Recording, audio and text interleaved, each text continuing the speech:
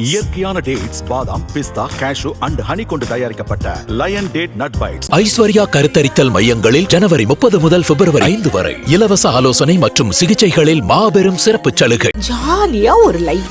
Lanco Harmonia Pavilion Senior Living Apartments at Sri Perambatoor 2 BHK just 49 lakhs. Call 7717273747. வணக்கம். கடக லக்னம் அக்ஷய லக்னமாக யாருக்கு போகுதோ, இந்த கடக லக்னக்காரங்களுக்கு எப்போதுமே பார்த்தீங்கன்னா ஒரு இடத்துல நிற்க மாட்டாங்க, இப்படி ஓடிண்டே இருப்பாங்க. ஒரு இடத்துல நின்று ஒரு செயல் செய்வதுங்கிறது ரொம்ப ரொம்ப கஷ்டம். அவங்களுக்கு பயணம் செஞ்சுட்டே இருக்கணும், ரொம்ப ஜாலியாக இருக்கணும். கஷ்டங்கிறது அவங்களுக்கு நிறைய இருக்கும், ஆனால் அதுலேருந்து எப்படி வெளிவர்றது தெரியாதுன்னு சொல்லுவோம் அல்லவா, அந்த மாதிரி தான். கஷ்டத்தில் மாட்டிக்கிட்டாங்க, கடனில் மாட்டிக்கிட்டாங்கன்னா அப்படியே உட்காந்துருவாங்க. எப்படி அதுலேருந்து மீண்டு வர்றதுன்னு ஒரு கேள்வி அவங்களுக்குள்ளேயே இருக்கும். ஒரு கரெக்டான ஒரு இணை இல்லைன்னா ஒரு நண்பர்கள் கிடைச்சாங்கன்னா அதெல்லாம் விட்டுட்டு வெளியில் வரக்கூடிய ஒரு தன்மை இந்த கடக லக்னத்திற்கு அதிகமாகவே இருக்கும். இவங்களுக்கு ஏதாட்டி ஒரு அடையாளம் அவமானம்ங்கிறது இருந்துகிட்டே இருக்கும். இப்போ பிறந்தலேருந்து பார்த்திங்கன்னா ஒரு சின்ன குழந்தையாக இருக்குதுன்னு பார்த்திங்கன்னா ஒரு நெத்தியில் இடிச்சுக்கிறது, இல்லைனா ஏதோ ஒரு காதல்னால ஏதோ ஒரு பிரச்சனை, அது லைஃப் லாங் அப்படியே தொடரும். இவங்க எங்கே போனாலும் முன்னாடி அவன் அப்படி இருந்தான் அப்படிங்கிற ஒரு பேர். கடக லக்னம் அக்ஷய லக்னம் போகும்போது இந்த மாதிரி பிரச்சனைகளில் தயவு செய்து மாட்டிக்காதீங்க அப்படிங்கிறது மட்டும்தான் இந்த இடத்துல பதிவு பண்ணுவேன். அதே மாதிரி கடக லக்னக்காரங்களுக்கு வருமானம் நல்லா இருக்குமா? வருமானம் நல்லாயிருக்கும். வருமானத்திற்கு என்ன வழின்னு ஒருத்தங்க கேட்டாங்கன்னா, இந்த கடக லக்னம் எப்போதுமே மந்திர உபதேசங்கிறது சொல்லிகிட்டே இருக்கணும். எனக்கு அம்மனை பிடிக்கும், எனக்கு பிள்ளையாரை பிடிக்கும், எனக்கு இவரை பிடிக்கும், ஆஞ்சநேயரை பிடிக்கும். நான் அவர் மந்திரங்கள் சொல்லலாமான்னா தாராளமாக சொல்லலாம். கோவிலில் விளக்கு போடலாமான்னா தாராளமாக போடலாம். இதை நீங்கள் செய்ய செய்ய உங்கள் வாழ்க்கையில் மாற்றம் இருக்குமானா கண்டிப்பாக இருக்கும். இந்த கடக லக்னமும் சிம்ம லக்னத்திற்கும் களத்திரம் சுகம் கிடையாதுன்னு சொல்லுவாங்க. ஏன் கிடையாது? நம்ம எதிர்பார்ப்பினால அது அங்கே இருக்காது. இப்போ வரக்கூடிய பெண் ரொம்ப அழகாக இருக்கணும், ரொம்ப படிச்சிருக்கணும், நம்ம என்ன படித்தோன்னு பார்க்க மாட்டாங்க. பட் வரக்கூடிய பெண் நல்ல சந்திரனை போல பிரதிபலிப்பாக இருக்கணுங்கிற ஒரு தன்மை இருக்கும். அந்த மாதிரி அமைப்பு இருக்குமானா கண்டிப்பாக இருக்காதுங்க. நம்மளை விட குறைஞ்சது படிப்பு கொஞ்சம் கம்மியாக இருக்குது, பொண்ணை பார்க்கலாமான்னா பொண்ணை பார்க்கலாம். வெளிநாட்டு வரனாக இருக்கும், பார்க்கலாமான்னா தாராளமாக பார்க்கலாம். இந்த கடக லக்னத்திற்கு 7க்கும் 8க்கும் சனி பகவான் அதிபதி அப்படிங்கிறதுனால பொண்ணும் பையனும் கொஞ்சம் விலகி இருந்து இருப்பது அப்படிங்கிறது நல்லது. அதை எப்போதுமே ஞாபகம் வச்சுக்கணும். இல்லைங்க, நல்லா படிச்சிருக்காங்க பொண்ணு, டாக்டர் படிச்சிருக்காங்களா, டாக்டர் படிச்சிருக்கிற பையனாகவே பாருங்கள். ஐடியில் பொண்ணு இருக்கிறாங்களா, ஐடியில் இருக்கிற பையனாகவே பாருங்கள். இவங்க என்ன இதில் இருக்கிறாங்களோ அதே மாதிரி பாருங்கள். அதை விட மேலே இல்லைன்னா அதை விட கீழே அந்த மாதிரி அப்படிங்கிறது தயவுசெய்து தடாங்க. ஒரு பிரச்சனைங்கிறது இன்னொரு பிரச்சனையை தான் சந்தித்தாதான் இவங்களுடைய வாழ்க்கைங்கிறது நல்லா இருக்கணும். அதே மாதிரி இந்த கடக லக்னக்காரங்களுக்கு தொழில் எப்படி இருக்குன்னு பார்த்தீங்கன்னா, தொழில் நல்லாயிருக்கும், ஆனால் வேலைங்கிறது ரொம்ப கஷ்டமாக இருக்கும். கடக லக்னத்தில் வரக்கூடிய நட்சத்திரம் சனி பகவானுடைய நட்சத்திரங்கிறதுனால கொஞ்சம் உடல் உழைப்புங்கிறது இவங்களுக்கு அதிகமாகவே இருக்கும். ஹார்ட் ஒர்க்கர்னு சொல்லலாம். இந்த வேர்வை சிந்தி சம்பாதிக்கிறதுன்னு சொல்லுவோம் தெரியுமா, அது இவங்களுக்கு நல்லாவே இருக்கும். நல்ல சம்பாத்தியம்ங்கிறது இவங்களுக்கு நல்லாவே கொடுக்கும். வருமானம் எப்படி இருக்கும்? நல்லா இருக்கும். இவங்களுக்கு வருமானம்ங்கிறது மனதுக்கு நிறைந்த வருமானம் அமையுமானா அமையும், லாபமாக இருக்குமானா அமையும்.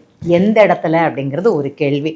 இவங்களுக்கு பொதுவாகவே இந்த கடக லக்னக்காரங்களுக்கு பேச்சு திறன்கிறது நல்லாயிருக்கும். இனிமையான பேச்சு, உரையாடல், அதே மாதிரி வாய்ஸ், அதெல்லாம் இவங்க பயன்படுத்திக்கலாமானா பயன்படுத்திக்கலாம். அது இவங்களுக்கு நல்லாவே கை கொடுக்கும் அப்படிங்கிறது சொல்லலாம்.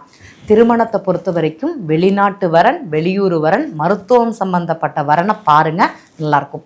படிக்கக்கூடிய குழந்தைகள் இருந்தாங்கன்னு வச்சுக்கோங்களேன், கடக லக்னம் போகுது இப்போ அக்ஷய லக்னம், இந்த குழந்தைகள் மெடிக்கலுக்கு படிக்கிற ஒரு ஆர்வம் இருந்ததுன்னா கண்ணை மூடி படிக்க வைங்க, இது இவங்களுக்கு கை கொடுக்கும்.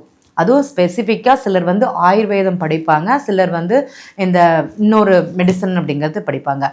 ஆங்கில மருத்துவங்கிறத விட இயற்கையாக பழமையான மருத்துவம் இந்த குழந்தைகளுக்கு கை கொடுக்குமானா கை கொடுக்கும். அதில் அவங்களுக்கு ஆர்வம் அப்படிங்கிறது அதிகமாக இருக்கும். அதை கொடுங்க. படிப்புக்காக வெளிநாடு செல்லக்கூடிய பாக்கியம் அப்படிங்கிறது இந்த குழந்தைகளுக்கு அதிகமாகவே இருக்கும். அதுமாரி பூர்வ புண்ணியம்ங்கிறது அனுகூலம்ங்கிறது இருக்கும். இவங்களுக்கு பூர்வ புண்ணியம்ங்கிறது அந்த டிஎன்ஏ இருந்தால் மட்டுமே தான் இந்த மெடிக்கல் சம்மந்தப்பட்டது இவங்க வருவாங்க. அக்ஷய லக்னம் கடக லக்னமாக போகுது. அவங்கள்ட்ட கேட்ட கேள்வி பார்த்தீங்கன்னா, உங்கள் குடும்பத்தில் யாராட்டி இந்த கை வைத்தியம் பார்த்தவங்க, குறி சொன்னவங்க யாராட்டி இருக்கிறாங்களா அப்படின்னா ஆமாம் அப்படிம்பாங்க. அப்போ உங்களுக்கு மருத்துவம் வரும், நீங்கள் அதை கடைபிடிச்சிக்கோங்க அப்படின்னு சொல்லுவோம். ஏன்னா இங்கே பரம்பரை இருந்தால் மட்டும்தான் இந்த குழந்தைகளுக்கு ஆக்டிவேஷனுங்கிறது இருக்கும். எங்களுக்கு அந்த மாதிரி இல்லை. என் குடும்பத்தில் நான் தான் முதல் டாக்டர். அப்போ எனக்கு வருமா அப்படின்னா, உங்கள் ஜாதகப்படி உங்கள் ஜாதகத்தில் அந்த பரம்பரைன்னு சொல்லக்கூடியது ராகு கேதுவை சொல்லுவோம். ராகுவும் கேதுவும் நல்ல நிலையில் இருந்தாங்கன்னா உங்களுக்கு மருத்துவங்கிறது கை கொடுக்கும் அப்படிங்கிறது சொல்லலாம். அதே மாதிரி நான் ஒரு செயல் செய்ய போகிறேன், அதில் வெற்றி அடைவேனான்னு ஒரு கேள்வி இருக்கும் பார்த்தீங்களா? அப்போ அந்த லக்னத்திற்கு 11ஆம் பாவாதிபதி நல்லா இருந்தாங்கன்னா அதில் வெற்றிங்கிறது கண்டிப்பாக கிடைக்கும் அப்படிங்கிறது தான் அவங்கள்ட்ட சொல்லக்கூடியது. கடக லக்னக்காரங்களுக்கு எப்போதுமே கொஞ்சம் இந்த வருமானம் சம்மந்தப்பட்டதில், அந்த வருமானம்ங்கிறது இல்லை, வேலை சம்மந்தப்பட்டதில் அவர்களாக ஒரு முடிவெடுக்கக்கூடாது. நான் இந்த வேலை மாற்றுறேன், இந்த வேலை செய்கிறேன், செய்யக்கூடாதுங்கிறத அவங்க எடுக்கக்கூடிய முடிவுகள் கொஞ்சம் கவனம் தேவை அப்படிங்கிறத பார்த்துக்கலாம். எப்போதுமே இது நீர் ராசிங்கிறதுனால ஒரு சஞ்சலம்ங்கிறது இருந்துகிட்டே இருக்கும் அவங்களுக்கு. அந்த சஞ்சலத்தினால தடுமாற்றங்கிறது கொடுக்கும். இப்போ தெரியும், சந்திரன் பாதி நாள் மறைவாங்க, பாதி நாள் வளர்பிறை தேய்பிறையாக இருக்குங்கிறதுனால ஃபுல் டே அப்படி எனர்ஜியாக இருப்பாங்க. அப்புறம் பாதி நாள் பார்த்தீங்கன்னா அப்படியே லோவாக இருப்பாங்க. அந்த மாதிரி ஒரு நாள் விட்டு ஒரு நாள், 15 நாள் இப்படி இருப்பாங்க, 15 நாள் இப்படி இருப்பாங்க. இந்த தன்மை அவங்களுக்கு இருக்குமானா இருக்கும். இப்படி இருக்கும்போது அவர்கள் எந்த முடிவும் எடுக்கக்கூடாது அப்படிங்கிறத இந்த இடத்துல பதிவு பண்ணிக்கிறேன். கடக லக்னக்காரங்களுக்கு திருமணம் சார்ந்த அமைப்பு நல்லாயிருக்கும், வெளிநாட்டு வரன் வரக்கூடிய அமைப்புங்கிறது இருக்கும். இன்னொன்று சொல்லணும்னா ரொம்ப முக்கியமானது, இன்னும் சில காலங்களாக இந்த கடக லக்னம் பார்க்கும்போது, அதுவும் இந்த ஆயில்ய நட்சத்திரம் போகும்போது கணவன் மனைவிக்குள்ள கொஞ்சம் கருத்து வேறுபாடுங்கிறது இருக்குது. அது எந்த நட்சத்திர பாதம் அப்படிங்கிறது பார்க்குங்க. ஏன்னா இந்த காலகட்டத்தில் கணவன் மனைவிக்குள்ள ரொம்ப ஒரு ஓவர் நீதான் நானாங்கிற போட்டி அதிகமாகவே இருக்கும். கல்யாணம் ஆயிருந்தாலும் சரி, ஒரு 10 வருஷம் ஆனாலும் சரி, 20 வருஷம் ஆனாலும் சரி. நான் பார்த்த ஜாதகங்களில் இருந்ததா அப்படின்னா இருந்தது. லவ் மேரேஜ் தான் பண்ணுறாங்க, திடீர்னு பார்த்தீங்கன்னா நீயா நானாங்கிற போட்டி, 2 வருஷம் விலகிடுறாங்க. 40 வயசு ஆயிடுச்சு, கல்யாணம் ஆகி 10 வயசு, 10 வருஷம் 20 வருஷம் ஆயிடுச்சு. அப்படியும் பார்த்தீங்கன்னா அந்த விலகலை கொடுக்குதானா அவங்களுக்கு கொடுக்குது. அதே மாதிரி 60 வயசுக்குள்ளேயும் ஹஸ்பண்ட் இந்த மாதிரி குத்தம் சொல்கிறாங்க, முன்னாடி இருந்ததை விட கோபம் இப்போ அதிகமாக இருக்குது, நம்ம சமாளித்து தான் போகணும் அப்படிங்கிற ஒரு தன்மையை கொடுக்குது. கடக லக்னக்காரங்களுக்கு கணவன் மனைவிக்குள்ளே பிரச்சனை வருந்ததுன்னா தயவு செய்து அக்ஷய லக்ன பத்ததி ஜோதிடர் யாராக இருந்தாலும் சரி அவரை போய் பாருங்கள். பார்த்துட்டு இதை இந்த காலகட்டத்தில் நான் செய்யலாமா, அதாவது திருமணம் சார்ந்த முடிவுகளை நீங்கள் தயவு செய்து எடுக்க வேண்டாம். ஏன்னா ஒரு ஜாதகங்கிறது நீங்கள் எப்படியோ உங்களுடைய பிரதிபலிப்பு தான் உங்களுடைய மனைவி, உங்கள் ஜாதகத்தின் நிலை தான் உங்களுடைய மனைவி.